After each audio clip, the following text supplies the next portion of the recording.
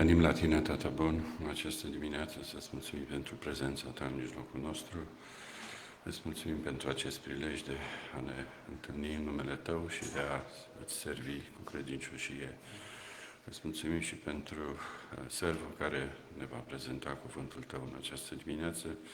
Te rog Tu să-i dai înțelepciune, să ne deschizi inimile noastre și să fim gata să primim mesajul Tău. Îți mulțumim, Tată, și Te rugăm prin Domnul Iisus. Amin. Amin.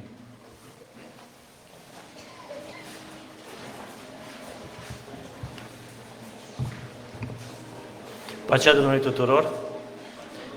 Bun venit în locul unde chemăm numele Domnului. Vrem să spunem un bun venit și celor care au ajuns mai târziu, să spunem bun venit și musafirilor care astăzi sunt în mijlocul nostru. Normal trebuia Monica ca să prezinte, ea fiind gazda. Ne bucurăm că sora Felicia, împreună cu familia ei mare, este în mijlocul nostru. Dânsa va avea, și împreună cu familia, va avea mesajul pregătit din partea Domnului în acest sabat. Dar o să ajungem și la ei dânsa o să prezinte familia ei și pe copiii ei. Nu vrem să scăpăm din vedere dacă mai sunt și alți musafiri sau persoane pentru prima dată în mijlocul nostru. Avem pe cineva să ridice mâna sau să... Se pare că nu, suntem cu toții bineveniți, Domnul să ne binecuvânteze. Acum, dacă suntem pregătiți, vom da ascultare comentariilor pentru zecimi și daruri.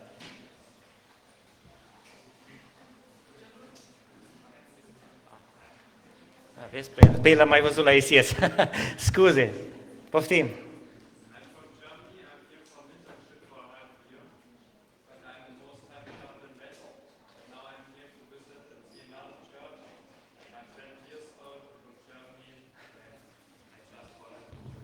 Thank you. We are happy that you are with us today. God bless you. Da, cu el ne-am întâlnit. Vezi, dacă fața e cât de cât. Mersi mult, mersi mult. Da, suntem pregătiți?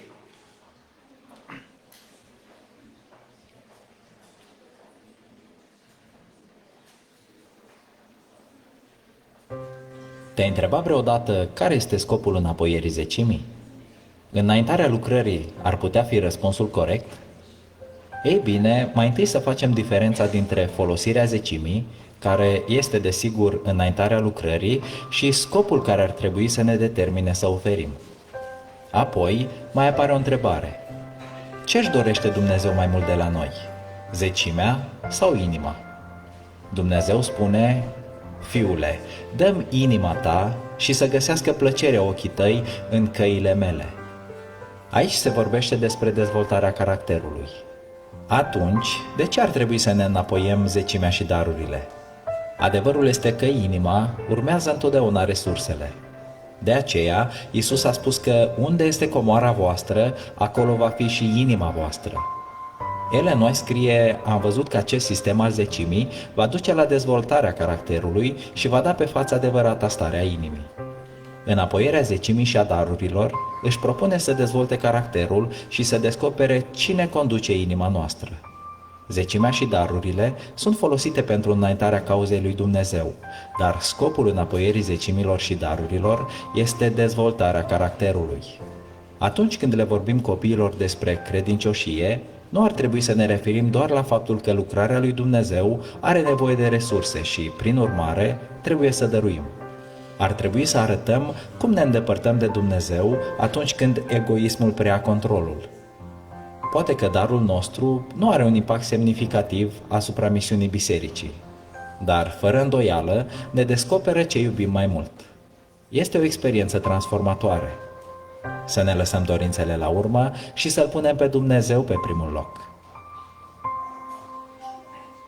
În timpul unei cântări de laudă la instrumente se va face strângerea colectei și a darurilor.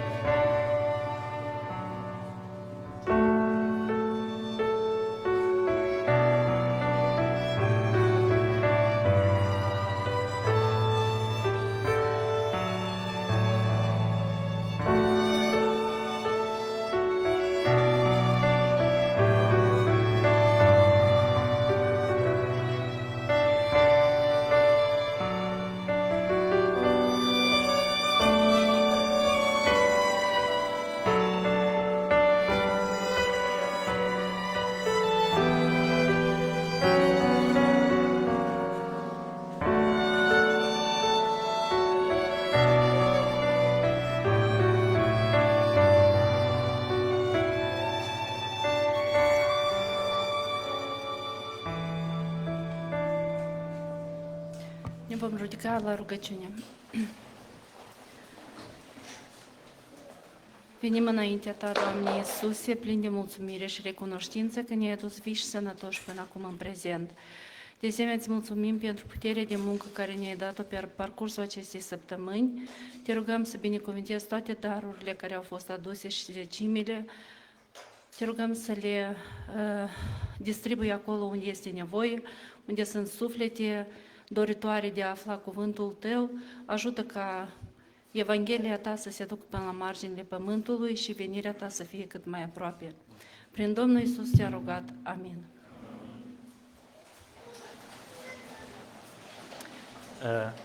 Nu avem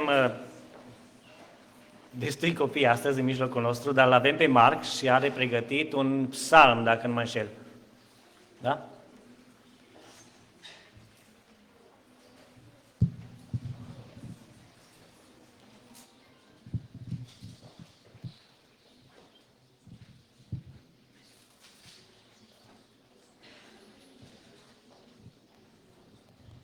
Psalmul 139.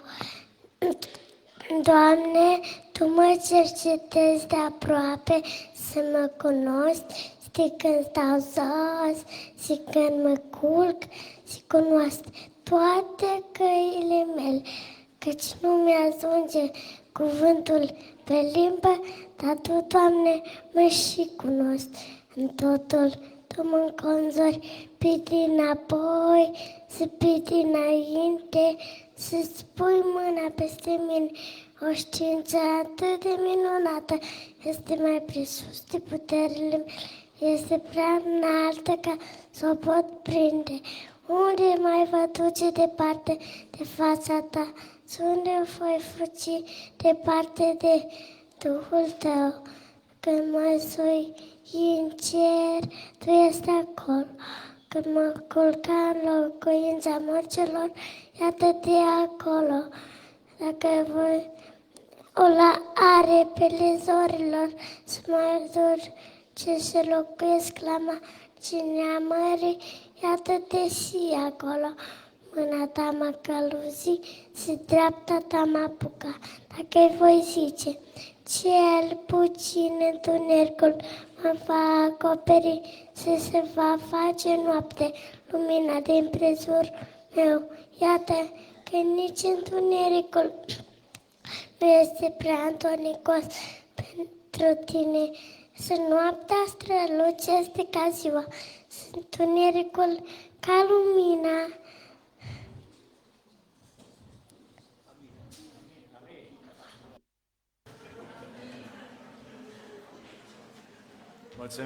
Mulțumim, Marc. Andrei.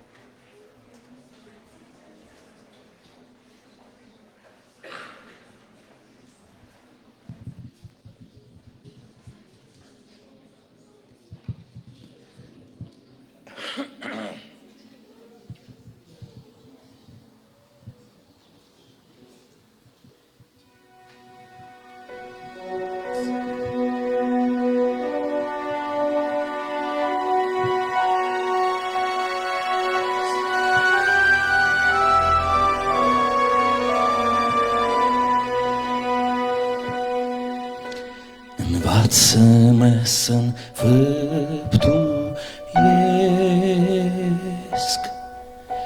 o, Doamne, voia Ta mereu. Să nu pot altfel să trăiesc, de-ar fi să piară trupul meu.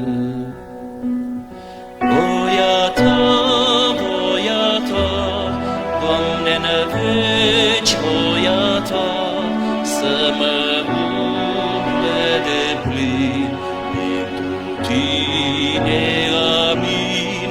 Voia Ta,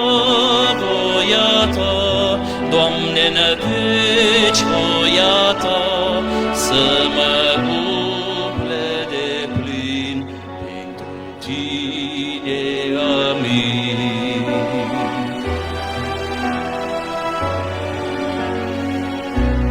Ea ce-i bun, azi și mâine și în veac. Ajută-mi ei să mă supun, ia-fi să-ți oricând te plac. Voia ta, Doamne, nădejde, voia ta, să mă umple de plin pentru tine, amin. Voia ta, Doamne, nădejde, voia ta, să mă umple de plin pentru tine, amin.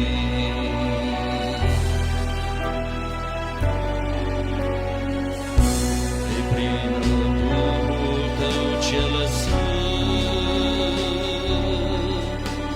nebănuite sfinte îmi înveți pe acest pământ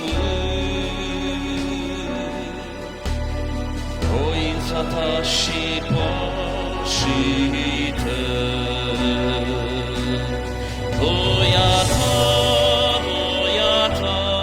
Doamne, nădejde, voia ta, să mă umple de plin pentru tine, amin. Voia ta, Doamne, nădejde, voia ta, să mă umple de plin pentru tine, amin.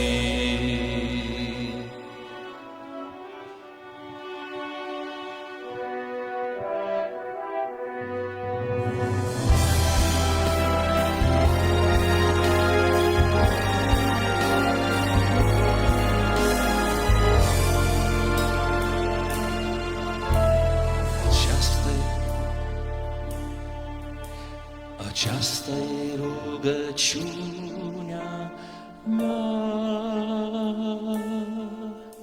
spre tine necurmat on drept, și orice nereu lucrare grea, să nu ardă voia ta în piept.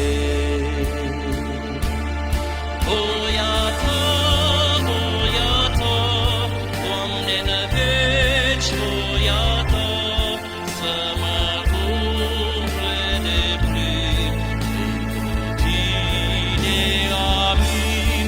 Voia ta, Doamne, nădejde, voia ta, să mă umple de plin pentru tine, amin.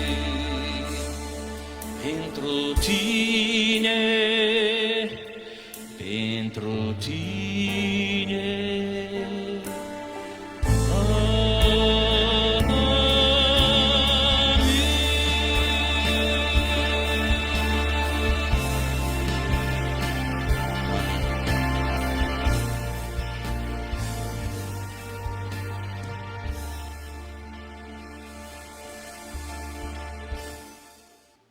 Amin. Mulțumim fratelui Andrei.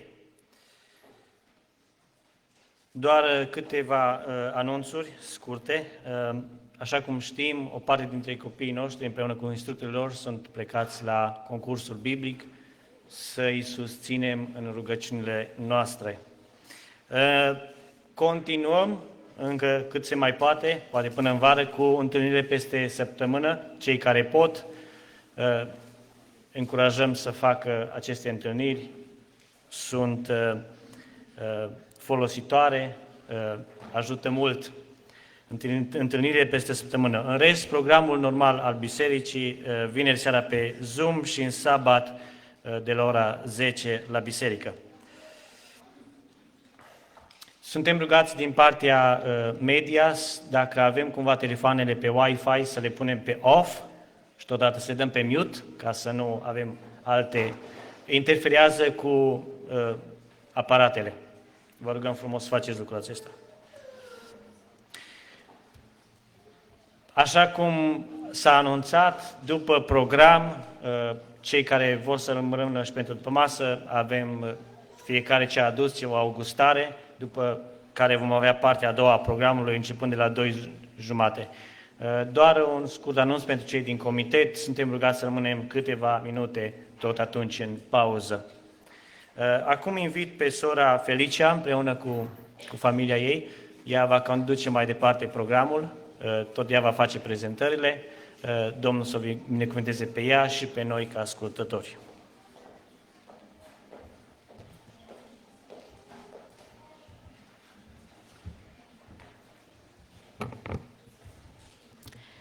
Vreau să vă spun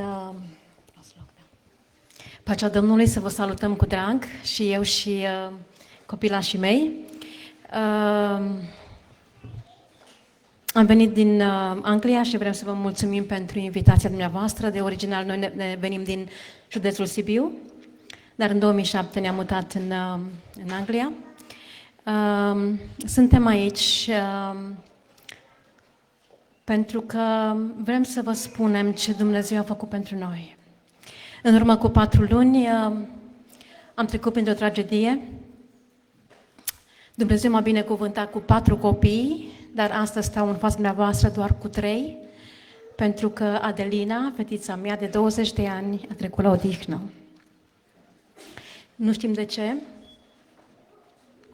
El știe și într-o zi ne va spune de ce. Dar de când i-a trecut la odihnă, Dumnezeu a dat mie și copiilor mei o misiune. Acea de a grăbi revenirea Lui. Și din tragedia noastră, noi am ales să facem o binecuvântare pentru alții. De aceea suntem azi aici cu dumneavoastră. Aș vrea să vi-l prezint pe întâiul meu născut, care este Marius, apoi al doilea născut este Gabriel, apoi a treia născută a fost Adelina și apoi mezina familiei noastre este Sibel. Ei vă vor spune ce s-a întâmplat cu viața lor de când Adelina nu mai este cu noi.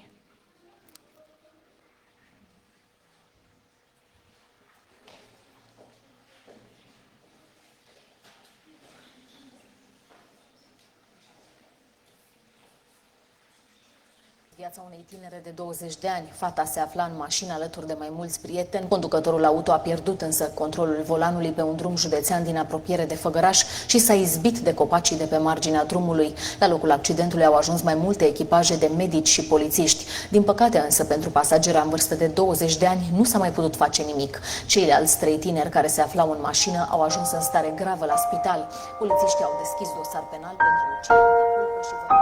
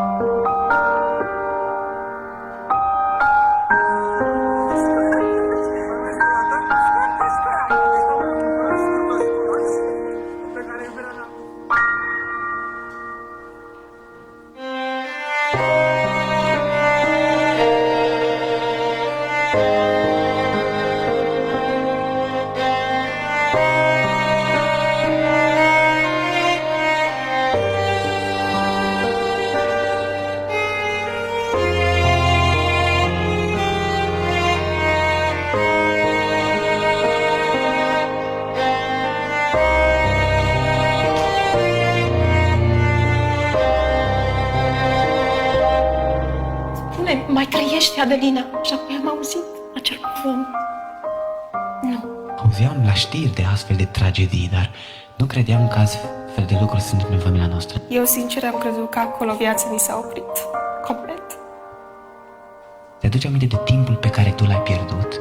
Timpul în care tu puteai să faci lucruri mult mai productive? Și l-am luat în brațe și am căzut în genunchi. Și strigam, Adelina, iartă-mă, dar nu pot să mai fac nimic.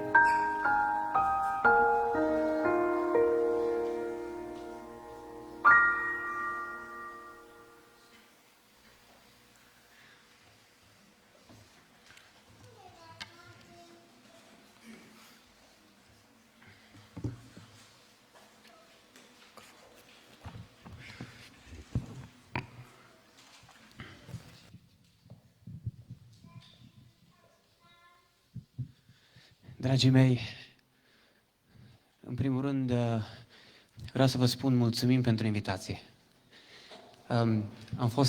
Până acum am fost în multe locuri și în fiecare loc în care mergem suntem surprinși de cât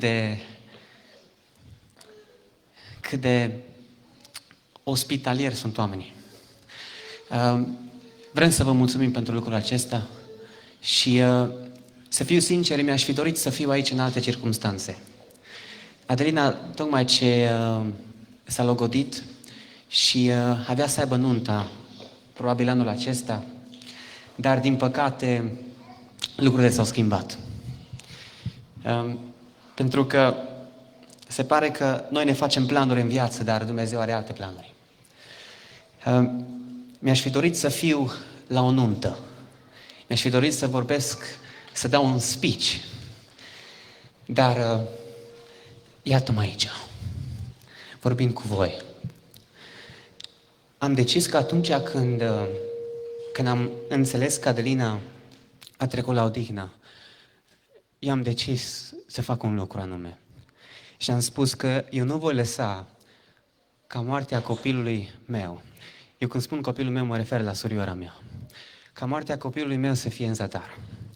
Mă voi duce peste tot unde voi fi chemat și voi vorbi despre Adelina. Dar nu doar despre ea, ci despre speranța cu care ne-a lăsat.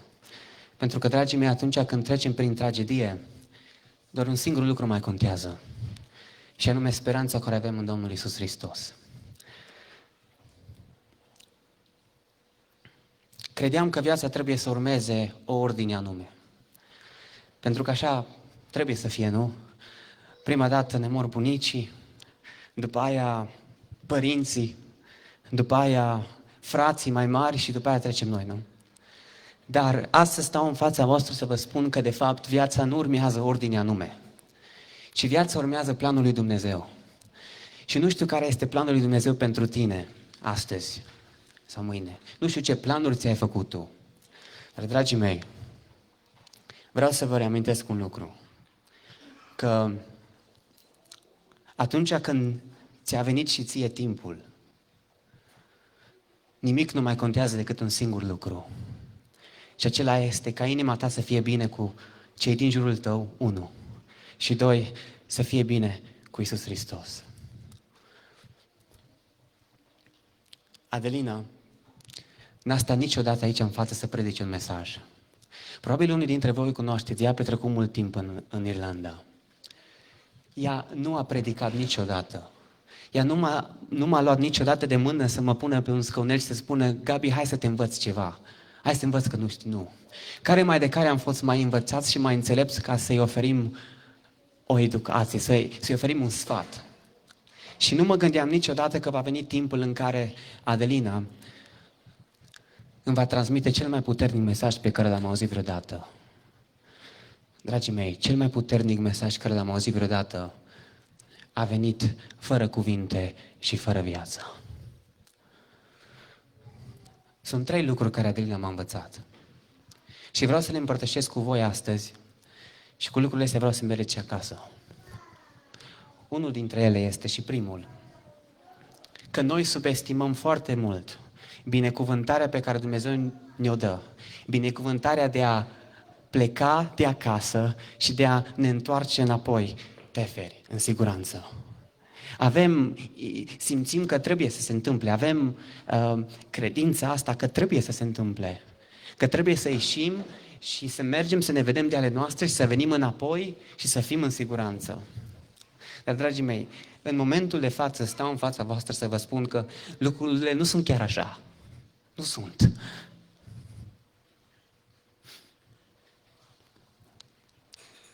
În dimineața aceasta v-ați trezit, v-ați îmbrăcat frumos, v-ați pus un perfumel să mirosiți bine și v-ați urcat în mașinuța voastră și ați pornit la drum. Și a spus că ajungeți la biserică în dimineața aceasta, o să avem o slujbă frumoasă, o să cântăm, o să slujim și o să ne întoarcem acasă în siguranță. Dragii mei, viața nu e chiar așa. Să știți. Pentru că exact așa a crezut Adelina. Ea a crezut că va pleca și se va întoarce. În dimineața aceea Adelina și-a făcut bagajele, s-a pregătit, probabil și-a făcut un duș așa cum ne-am făcut fiecare dintre noi, și-a pus ghiozdanelul în spate și a plecat la drum. Și știți ceva interesant? Este că ea și-a lăsat cămăruța un pic în dezordine pentru că era în grabă. Nu știu câți dintre voi ați fost în grabă în dimineața aceasta sau de câte ori sunteți. Dar ea era în grabă. Când am ajuns la casa ei, am realizat că și-a lăsat cămăruța un pic în grabă. Pentru că era un pic dezordine. Nu și-a făcut patul. Hăinuțele erau un pic aruncate. Și mi-am dat seama că și eu fac lucrurile astea câteodată. Pentru că am certitudinea că o să mă întorc și că o să fie bine.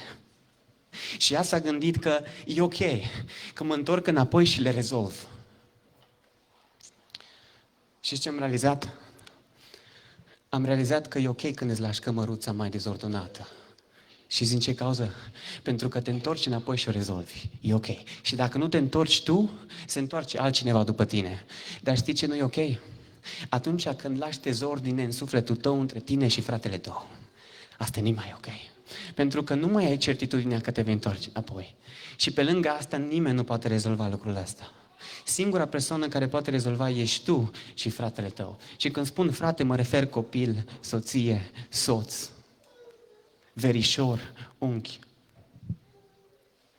Și mai grav decât asta este atunci când lași dezordine între tine și Dumnezeu și nu mai ai timp să le rezolvi. Dragii mei, nu știu cum credeți voi că este viața, dar noi avem ideea asta că noi avem să trăim aici pe pământ o eternitate, încă 1000 de ani. Și ne mișcăm și ne învârtim ca și cum mai avem 1000 să vină. Așa a crezut și Adelina. S-a urcat în mașină și a plecat la drum. Și probabil că vă gândiți că, știți ce, o să am grijă.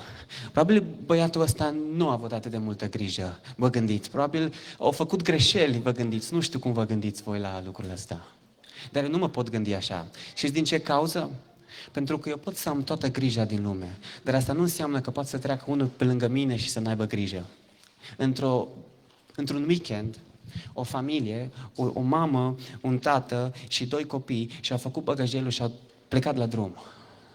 Au plecat în holiday, că era weekend, așa cum facem mulți dintre noi duminicile, nu? Sâmbătă venim la biserică, duminica probabil mai ieșim în oraș, mai ieșim într-un parc sau nu știu ce faceți voi weekendul. Oamenii ăștia, familia aceasta, dragii mei, s-au urcat la volan și au plecat la drum într-un weekend de duminică. Ei aveau un plan să se întoarcă înapoi acasă. Aveau un plan ca să-și pregătească tot, ca atunci când se întorc înapoi acasă să fie pregătiți pentru săptămâna care are să urmeze. În aceeași zi, dragii mei, în timp ce mergeau, am văzut că aveți aici autostrada M1 și noi în Anglia avem M1, dar mergeau pe o autostradă la asemănătoare cu a voastră, pe M1. Și în aceeași zi, un băiat mai dezordonat mental a decis că în ziua aceea el vrea să-și pună capăt zilelor. Și a decis în nebunia lui Aici nu poți intra pe cealaltă bandă, dar în România, câteodată se poate intra, chiar dacă ești pe highway. A decis în nebunia lui, dragii mei, că o să intre în prima mașină care vine în fața lui. Și prima mașină care a venit în fața lui a fost o mamă, un tată și 2 copii. Au fost declarați morți, toți 4, familia împreună cu băiatul. Vă spun lucrurile acestea ca să vă spun că noi putem avea grijă. Dar asta nu înseamnă că vine un nebun pe lângă noi și decide să ne ia viața. Și de ce vă spun lucrurile acestea, dragii mei? Ca să vă fac conștienți că ziua de mâine nu ne aparține. Așa cum scrie pe tricourile noastre, tomorrow is not promised. Deși noi credem lucrurile astea, să știți că viața nu este chiar așa. Nu urmează ordinea anume cum credem noi. Viața urmează planul lui Dumnezeu. Și nu știu care e planul lui Dumnezeu pentru voi. Dar se pare că planul lui Dumnezeu pentru Adelina a fost ca la vârsta de 20 de ani ea să încheie viața. Nu știu dacă asta a fost planul lui sau dacă el a îngăduit lucrul ăsta să se întâmple pentru că așa a crezut că e mai bine. Primul lucru pe care m-a învățat Adelina este că noi subestimăm foarte mult binecuvântarea pe care o avem de a pleca de acasă și de a ne întoarce înapoi în siguranță. Al doilea lucru care Adelina m-a învățat, dragii mei, este că viața este fragilă, iar cuvintele de dragoste nu așteaptă pe nimeni. Așa că te încurajez. Spune astăzi ce ai de spus. Dacă mai trebuie încă să-ți suni părinții, dacă mai trebuie să spui iartă-mă, sau dacă ai uitat să spui te iubesc, spune astăzi. Mi-aș fi dorit să spun te iubesc la Adelina, dar nu mai pot și nu pot da timpul înapoi. Dar știi ce ai tu acum? Ceea ce eu nu am, îi mai ai pe cei dragi lângă tine. Și probabil cu toții pierdem. Am mai pierdut ușici, am pierdut bunici. Dar, dragii mei, niciuna nu a fost cum a fost asta. Pe 9 decembrie, la ora 7, ora României, am primit un telefon. Că Adelina a suferit un accident tragic. Băiatul care vorbea mai mult era silent. Nu știa ce să ne spună. Mama i-a pus o întrebare, a cărui răspuns nu o să-l uit niciodată. Și anume, spune-mi, mai trăiește copila mea?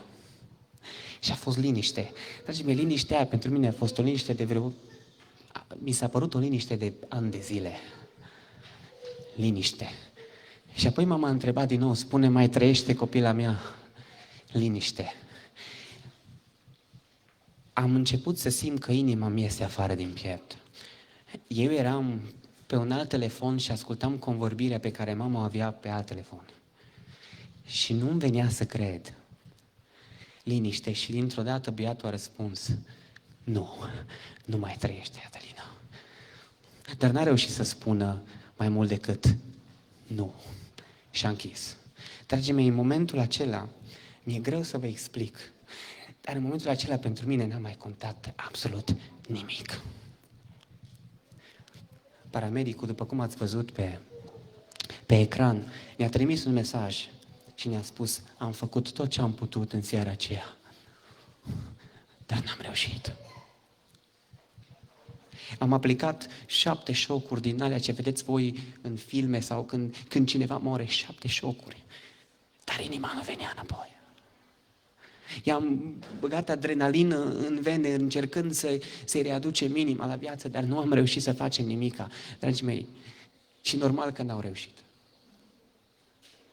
Pentru că când planul lui Dumnezeu, când Dumnezeu a spus, e gata, e gata. Pot să fac omul și doctorii ce vor ei. Al treilea lucru care m-a învățat Adelina este că frumusețea exterioară este temporară. Dragii mei, sunteți foarte frumoși în dimineața aceasta. La fel ca și voi, Adelina își punea rochiță când venea la sabat, la biserică. Se pregătea, își făcea părul și mi-aș dori, au venit colegii ei la înmormântare și sicriul era deschis și mama mi-a zis că nu vreau ca să o vadă în felul ăsta. Haideți să închidem sicriul. Și până la urmă am decis să-l închidem. Pentru că vreau ca să-și o amintească exact așa cum era ea. Adelina a suferit un accident tragic, dar în inima mea adânc, parcă mi-aș fi dorit ca să o vadă. Și din ce cauză? Mi-aș fi dorit să o vadă, dragii mei, pentru ca să înțeleagă că frumusețea exterioară este temporară. Că într-o secundă poți să fii acolo sus, așa frumoși cum sunteți fiecare dintre voi în dimineața aceasta, și apoi să fiți acolo jos, într-o cutie. Și atunci când ajungem, că fiecare vom ajunge până la urmă, în cutia aia, dragii mei, doar un singur lucru va mai conta. Cum a fost inima ta? Și cum vrei ca tu, ca oamenii să-și amintească de tine? După freza faină pe care ți-ai făcut-o? După parfumul fain cu care te-ai dat și bun mirositor? Dragii mei, să știți că nimeni nu o să spună, bă, ăsta a fost un vai de el, dar măcar mirosa bine. Nimeni nu o să spună asta. Bă, ăsta a fost vai de capul lui, dar măcar avea freză faină. Bă, ăsta a fost un nimic, dar măcar să îmbrăca frumos. Dragii mei, nu, nimeni. În momentele acelea, singurul lucru care mai contează este inima ta. Cum ai plecat? Cum vrei să-și amintească oamenii despre tine? După freză? După miros? După haine? După ochi?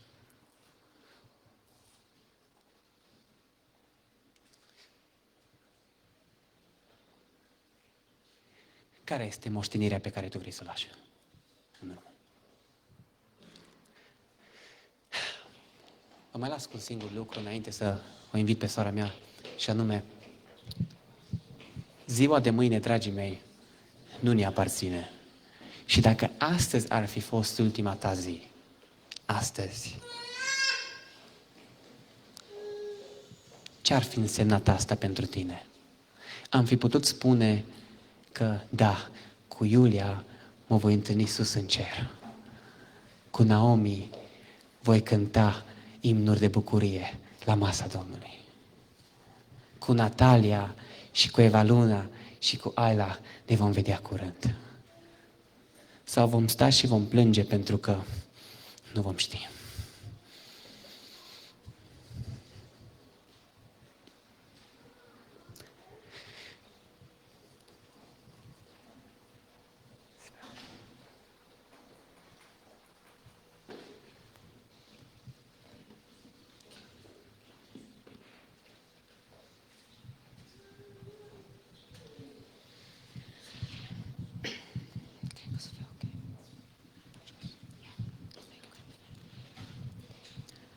Vreau ca să spun în primul rând că, mai ales în ultimii 2 ani, în Bațul Oade, eu și ea eram foarte apropiați. Ea era ca jumătatea mea.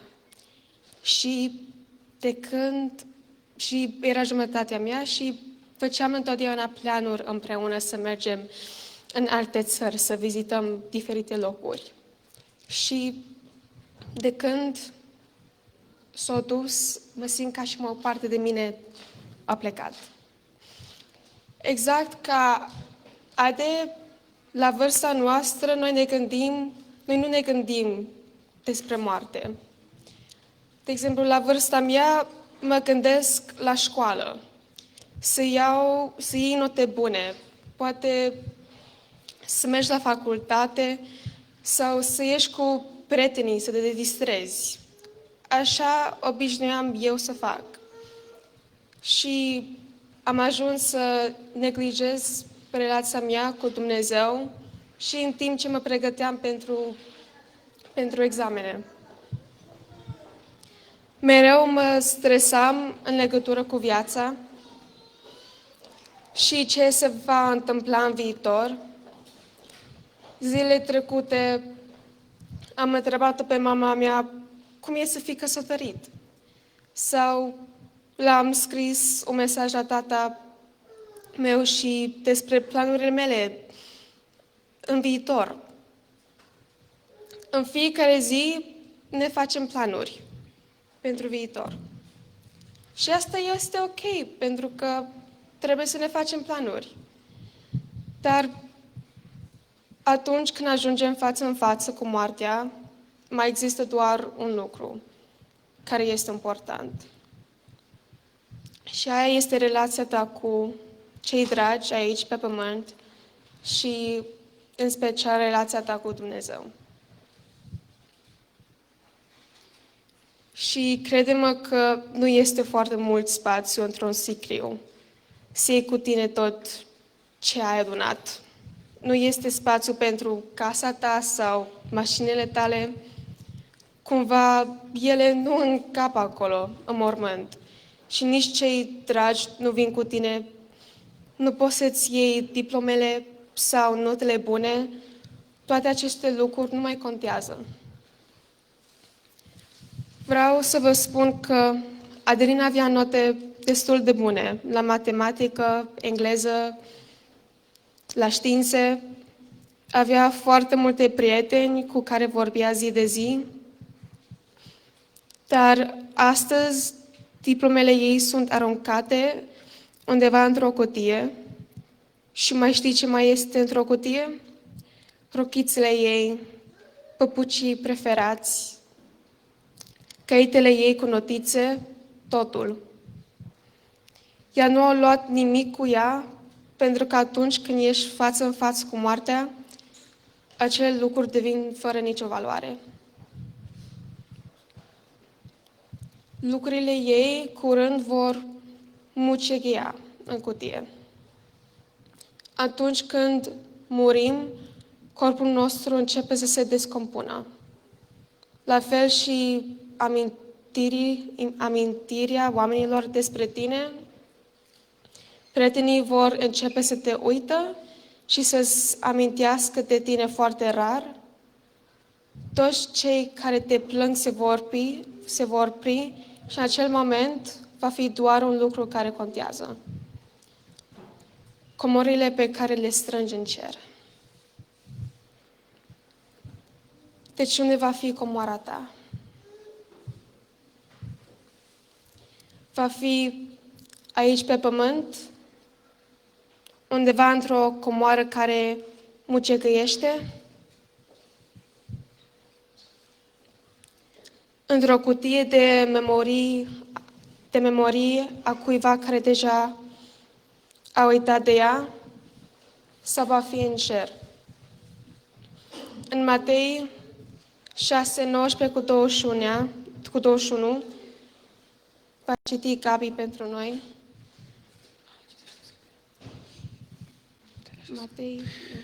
Matei 6, de la versetul 19, spune: nu vă strângeți comori pe pământ, unde le mănâncă molile și rugina și unde le sapă și le fură hoții, ci strângeți-vă comori în cer, unde nu le mănâncă molile și rugina și unde hoții nu le sapă, nici nu le fură. Pentru că unde este cămura voastră, acolo este și inima voastră. Prin aceste cuvinte, eu am ales să fac tot ce pot ca să ajung în cer, ca să văd pe sora mea dragă. Amin. Ok.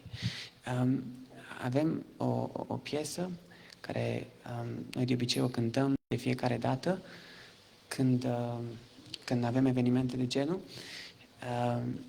Și vreau mai mult decât vocile noastre să vă concentrați pe cuvinte.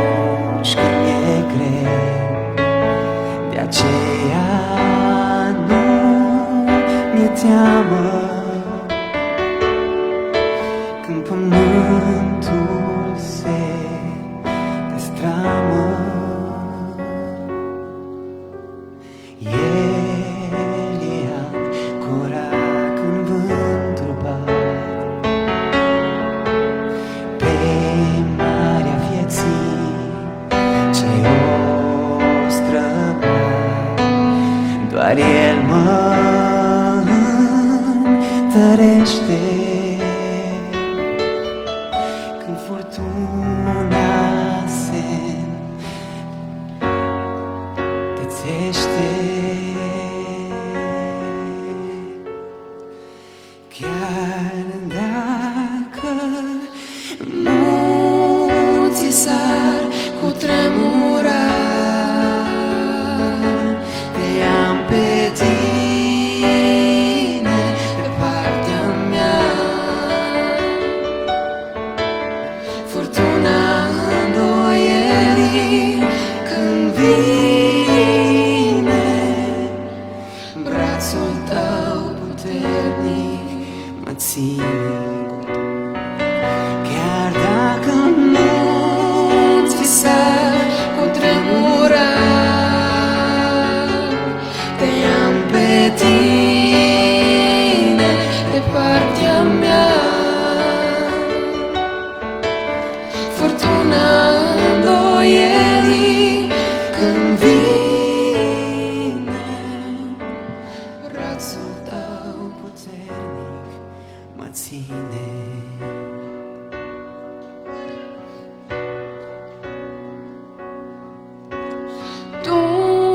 Dumnezeu este adăpostul meu,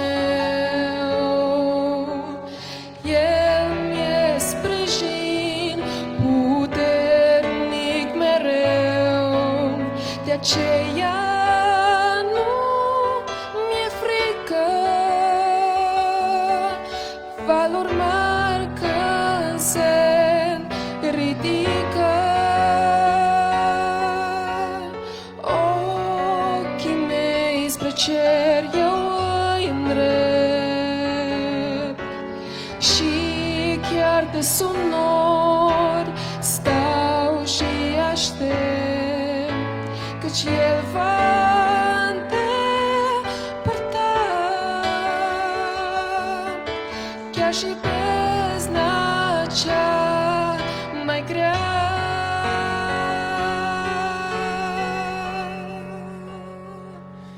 Chiar dacă munții s-ar cutremura, te-am pe tine de partea mea.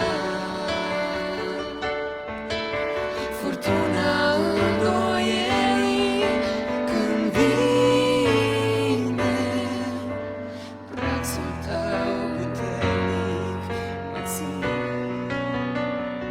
Chiar dacă munții s-ar cutremura, te-am pe tine de partea mea. Furtuna îndoierii când vine, brațul tău puternic mă ține. Brațul tău puternic mă ține.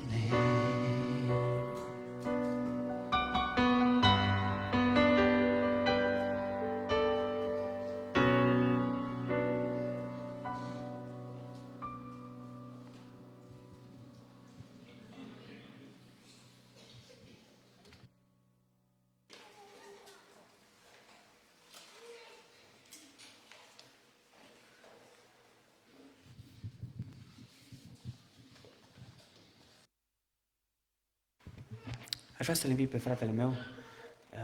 Fratele meu are o poveste un pic mai diferită decât a noastră. Și vreau să las pe el să vorbească un pic despre experiența lui, despre ce a fost, ce schimbare a produs această tragedie în inima lui și cum vede el viața în momentul de față. Și sper ca unii dintre voi să vă regăsiți. Am emoții mari pentru că nu sunt obișnuit să stau în fața oamenilor să vorbesc. Obișnuiam să fiu într-un ring de box și să mă bat, să strige lumea: hai Mario, dă-i, rupe-l, bate-l, omoară-l.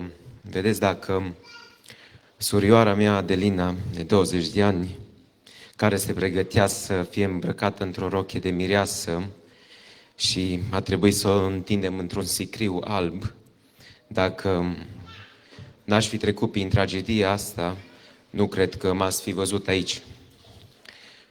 Nu știu cât timp mai avem. O să încerc să vă spun așa un pic pe scurt despre viața mea. Eu am fost... Mama mea, când a rămas gravidă, avea vreo 17-18 ani, când a rămas gravidă cu mine, bunicul meu a dat-o afară din casă și tata a trebuit să o ia să o ducă la părinții lui. Acolo a lăsat-o singură, și vă dați seama, singură, stai la socrii, a intrat într-o depresie, anxietate foarte mare și atunci bunica mea i-a oferit o Biblie. A citit acea Biblie și s-a botezat cu mine în burtă.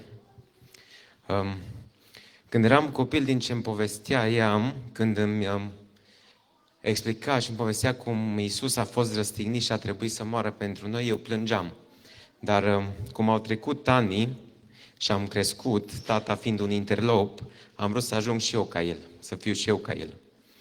Și vă dați seama că, da, pe urmă încerc să scurtez povestea, pe urmă ne-am mutat în Anglia și pentru că eu, la vârsta aia, ajunsesem deja 17-18 ani, nu mai am intrat în niște anturaje și nu mai puteam în casă la mama să fac ceea ce vreau eu, a trebuit să plec de acasă.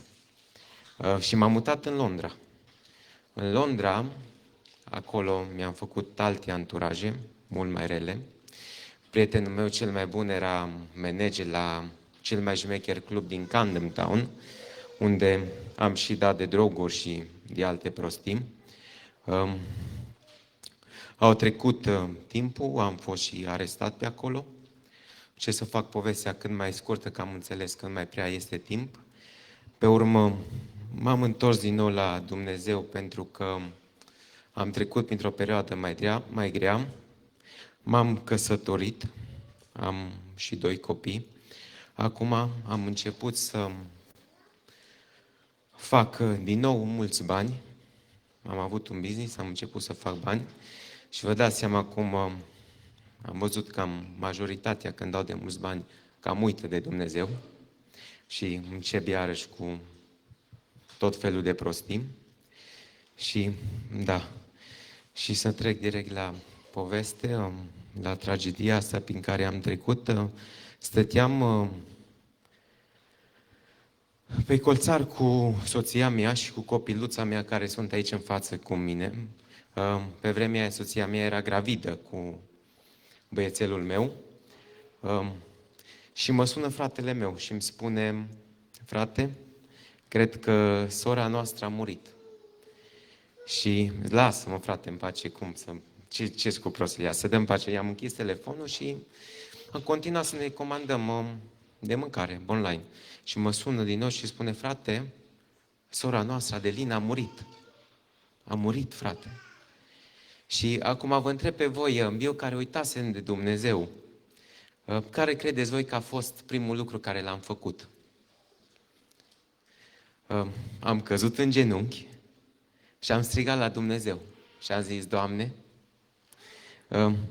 ia-mi orice. I-am toți banii, casa, mașinile. I-am tot. Ardem tot. Ia-mi afacerea, i-am tot. Dar nu-mi lua pe sora mea. Și strigam la Dumnezeu și în durerea mea am crezut că va face o minune. Va face o minune și strigam la El și am văzut că nu se întâmplă nimic. Am zis: Doamne, ia-mi viața. Ia-mă pe mine, dar nu pe sora mea. Și atunci când soția mea a auzit ce spun și eu zis: cum să spui așa ceva? Ai un copil. Îți mai vine unul. Cum să spui așa ceva? Și am spus: nu mă interesează. Dacă sora mea, Adelina, nu mai este, nu mă interesează. Vreau să mor. Și spun: nu mai vorbi așa. Și bineînțeles că eu în prostia mea, nebunia mea atunci, asta era singura speranță de care mă agățasem și chiar am crezut că Dumnezeu va face o minune și îmi va lua mie viața și o va aduce pe sora mea, dar bineînțeles că Dumnezeu nu lucrează așa. Eu am intrat în niște anturaje și am făcut și box de performanță și mi-am antrenat pumnii atât de bine încât să fiu sigur dacă dau un pumn, nu mai este nevoie de al doilea pe stradă.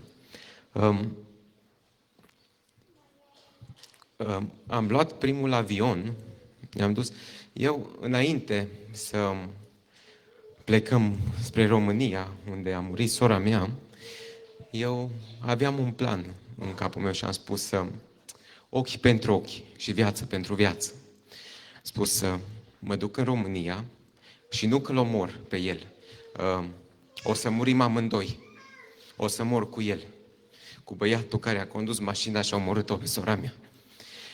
Ne-am dus în România și la Priveghi, pentru că cazul acesta a ajuns foarte viral. A venit multă lume la Priveghi și eu stăteam la capul surorii mele și strigam să vină băiatul ăla care a omorât-o, să vină Carlos, îl chema, să vină, să o vadă pe sora mea în sicriu, să vină. Între timp, eu îmi postasem și pe Facebook că sora mea, stai liniștită că o să vin după tine. Nu mai este mult și o să vin după tine. Atunci când verii mei, că mi-au venit neamurile din Norvegia, din Germania, de peste tot, verii mei, când au văzut asta, stau tot lângă mine. Pentru că și-au dat seama ce vreau să fac. Eu nu le-am spus planul în totalitate, dar și-au dat seama că eu vreau să-mi iau viața. Și atunci nu m-au pierdut din ochi și au stat tot lângă mine. Stăteam la capul surorii mele și strigam să vină băiatul ăsta să vadă ce-a făcut, să-mi pot pune în aplicație planul. A apăruse mama băiatului și strigam să vină băiatul acesta și atunci a spus mama lui că nu poate să vină, că e frică să vină. Și am spus, nu, să vină să o vadă. Și până la urmă mama a vorbit cu mama lui și a spus ca să-l aducă. Și în câteva ore băiatul a venit. A venit cu tatălui, cu fratele lui, pic speriați. Acum, orașul de unde m-am născut eu, mă știau de ce sunt capabil și când a dat să intre băiatul acela, vă dați seama că toată lumea s-a îmbulzit înăuntru. Și a zis, mama, acum, să vezi ce se întâmplă. Haideți să intrăm cu toții, se împingeau cât mai mulți ca să vadă. El venea încet spre... Plus că mai aveam și eu câțiva prieteni lângă mine care de-abia așteptau ca să facă, să dau drumul la prostiile ce le aveam eu în cap. Și se apropia băiatul acela spre mine, eu strigam ca să vin odată și când l-am văzut, m-am dus și simțeam că îmi pierdeam puterile. Nu mai aveam puteri și l-am văzut, am pus mâna pe capul lui și mama a zis, acum mai rupe gâtul, acum îl omoară. Și eu ce am făcut, l-am luat de cap, l-am pupat pe frunte, cum obișnuiam să o pup pe sora mea, Adelina, și mi-am pierdut toate puterile și am căzut în genunchi. Am căzut în genunchi și am strigat, sora mea, iartă-mă, dar nu mai pot face nimica. Sora mea, îmi pare rău, nu mai pot face nimica. Acum eu trebuia să aleg, îl omor pe el sau îl iert și o voi vedea din nou pe sora mea în ceruri. Și am ales ca să îl iert și să spun, sora mea a murit, dar tu vei rămâne fratele meu acum. Și am vrut să mă duc în locul unde a murit sora mea. Și am făcut-o, m-am dus la mașină și m-am pus în locul ei, pentru că am spus, eu am greșit, eu am făcut mult rău. Eu trebuia să fiu în locul ei, nu ea, să moară, pentru că ea avea doar 20 de ani. Și m-am pus în locul ei, exact în locul unde a murit, pe locul ei și strigam la Dumnezeu și plângeam și spuneam, Doamne, cum e posibil? Pentru că locul din față era distrus, dar locul din spate, unde stătea ea, era intact, era neatins. Și toți ceilalți au murit, toți ceilalți au rămas în viață, dar ea a murit. Și între timp venise un polițai care, pentru că era o mașină foarte scumpă și puternică, orice lucru micuț zicea că costă foarte mulți bani și a vrut să mă scoată afară din mașină. Credea că vreau să fur. Și atunci a venit și proprietarul mașinii și a spus, dați-i pace că este fratele decedatului. Lăsați-l în pace, să-și plângă sora.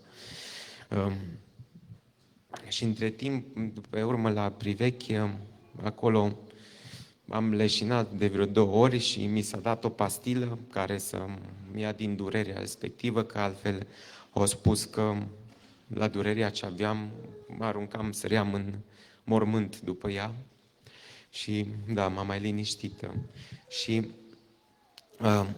eu am un băiețel care a venit pe lume chiar după o lună după ce a murit surioara mea și trebuia să-i pună numele Mariu, cum mă cheamă pe mine, că ăsta a fost visul meu.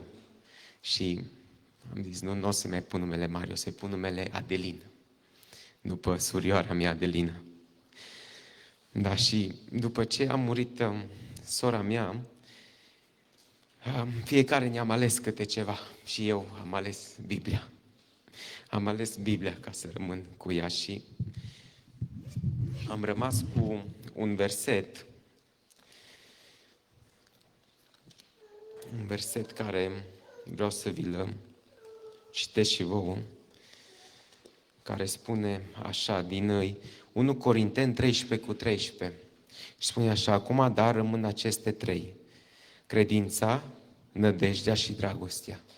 Dar cea mai mare dintre ele este dragostea. Amin. Marius nu a spus povestea lui așa cum este ea. A scurtat-o foarte tare. Dar dacă știți emisiunea Spunem Cum, a lui Antonia Fudulu, cred că de pe A7 TV, mâine va fi emisiunea cu mine și cu cei 2 copii, iar săptămâna ce vine va fi emisiunea lui Marius în care își spune povestea. Viața lui când folosea droguri, când bea, când era în anturajele care era, ce s-a întâmplat cu el și cum este astăzi.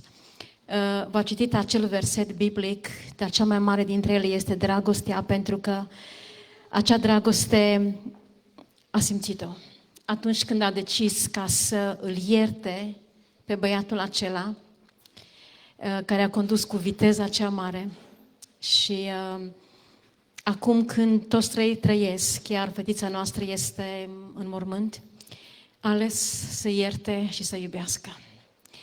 Și la mormântare mi-amintesc cum toți 3 copiii mei au mers la băiatul acela și Dumnezeu le-a dat putere ca să-l ia în brațe și să zică, ai grijă de tine, ai grijă de tine. Și mama lui a venit la mine și a spus, te rog, dă-i voie băiatului meu să fie și băiatul tău. Și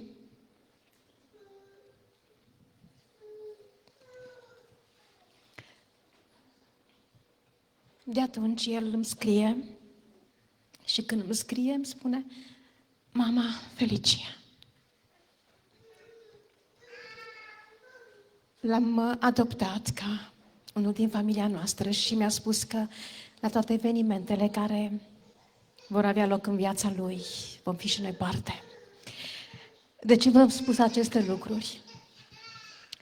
Am spus aceste lucruri pentru că vrem ca să-i dăm slavă lui Dumnezeu pentru ceea ce a făcut în familia noastră. Și unii oameni au întrebat, când am spus toate lucrurile lucrează spre binele celor ce-L iubesc pe Dumnezeu, m-au întrebat oamenii, ce bine ți-a făcut ție Dumnezeu. Vreau să vă spun că astăzi, toți patru, în urma a ceea ce s-a întâmplat, așa cum am spus, am decis ca tragedia noastră să devină o binecuvântare pentru alții. Astăzi Marius și Gabriel, deși sunt căsătoriți, soțiile lor și copilașii lor sunt aici cu noi, călătorim peste tot până suntem chemați. De aici vom pleca peste o săptămână în România. Acolo, într-un loc unde am fost invitați, pe urmă, următoarea săptămână vom pleca în alt loc unde am fost invitați, tot în România, pe urmă ne vom întoarce și vom pleca în Germania și pe urmă vom pleca în Anglia, într-un alt loc unde am fost invitați, pentru că oamenii ne întreabă cum ați avut putere. Iar când am fost în Buzău, acum câteva săptămâni, 70% dintre cei care erau prezenți erau tineri din cartier și când am întrebat pe cei care ne acomodau cine sunt cei care au venit, au spus, sunt tinerii din cartierul nostru care sunt drogați și vagabonzi și au venit să vă asculte istoria. Acești oameni au fost atât de mișcați de ceea ce Dumnezeu a făcut în viața acestor copii, de puterea pe care El le-a dat-o ca să meargă înainte și nu numai că nu suntem supărați pe Dumnezeu, ci mergem la oameni și le spunem ce bun este Dumnezeu cu noi. Ce bun este Dumnezeu. Și așa, dragii mei, atunci când Dumnezeu m-a binecuvântat ca să fiu educator de sănătate, în general, îmi place să mă ocup, pentru că am înțeles că oamenii mai întâi trebuie să te ocupi de sănătatea mentală a oamenilor, așa încât ei să dobândească sănătatea fizică. Acolo unde mă duc și coordonez programe de sănătate, oamenii aceia vin cu tot felul de probleme. Sunt stresat pentru că soțul meu este așa, soția mea este așa, copilul meu este așa, nu am bani, nu am asta, am probleme.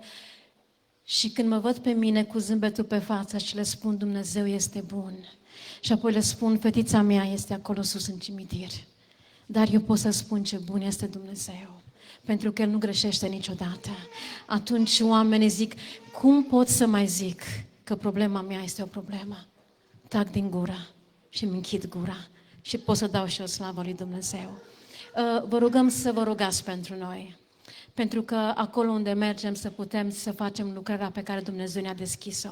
Mă rog mereu pentru ca El să ne deschidă uși și vedem cum una după alta ușile ne sunt deschise, iar mărturia noastră pentru cei tineri, pentru părinți, mărturia noastră este dusă, este primită, iar oamenii încep să facă schimbări.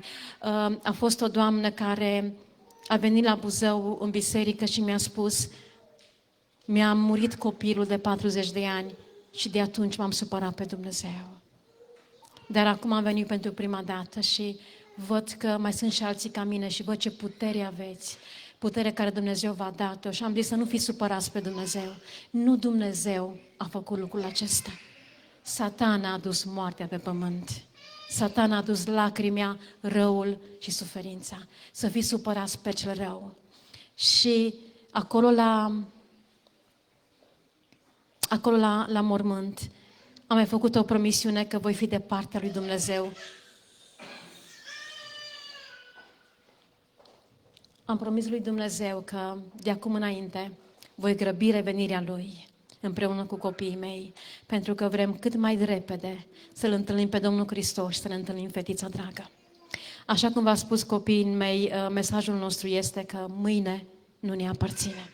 Adelina a fost un copil extraordinar, cu o viață, cu o dorință de viață extraordinară. Între 100 de oameni, dacă o puneam acolo, iar oamenii aceia erau posomorâți, ea îi aducea la viață, dacă pot să spun așa.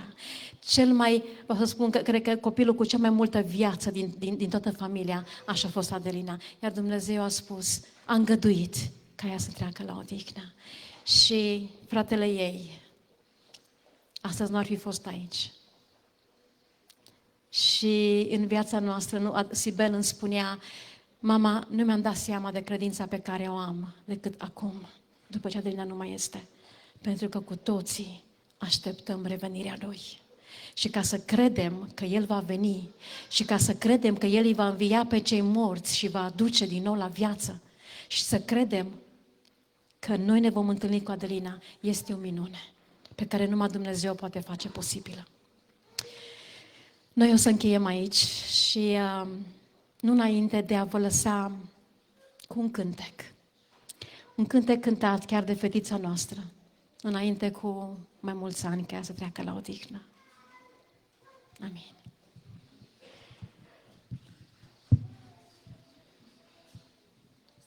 Stingeți un pic lumina acolo ca să...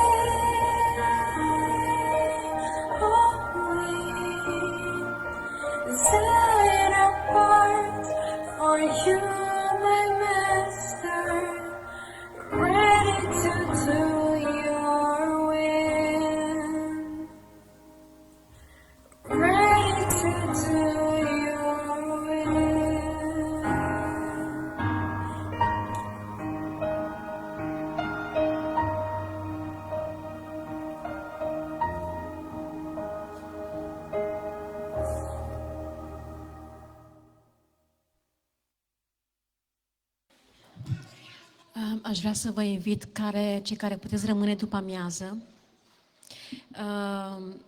Voi avea o prezentare care vreau să vă spun că pe toți ne va interesa, pentru că subiectul ne afectează pe toți astăzi.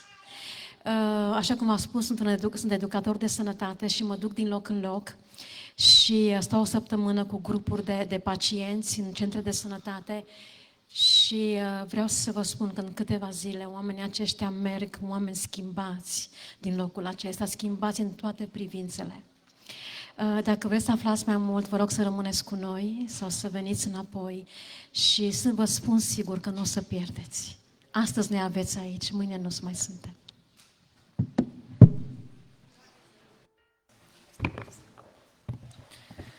Da, cuvinte nu mai sunt. Mai mulți dintre noi avem așa un nod. Atât am vrut să spun că Monica aducea copiii de la un Bible Ball când s-a întâmplat și ne-am întâlnit la Hermitage și spunea, uite ce s-a întâmplat. Vreau să vă spun că nu doar eu și familia, dar și mulți când au aflat, ne-am rugat pentru voi. Și continuăm să ne rugăm unii pentru alții. Vă invit să încheiem cu imnul 639.